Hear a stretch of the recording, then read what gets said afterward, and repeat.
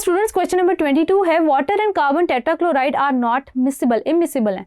When mix they form two layers, if an aqueous solution of iodine is shaken with carbon tetrachloride, iodine is extracted into carbon tetrachloride layer. Interpret this behaviour on the basis of your knowledge of intermolecular forces. तो students है ये कि water और carbon tetrachloride miscible नहीं है। आपने जब उनको मिक्स किया तो उन्होंने दो लेयर्स बना ली। अब आपने क्या किया, आयोडीन का एक्वस सॉल्यूशन शेक कर दिया कार्बन टेट्राक्लोराइड के साथ। अब जो आयोडीन है वो एक्सट्रैक्ट होती है कार्बन टेट्राक्लोराइड की लेयर के अंदर। आपने बताना है कि ये मॉलिक्यूल इंटरमोलिकुलर बेसिस पे आपने बताना है कि ये बिहेवियर क्या है।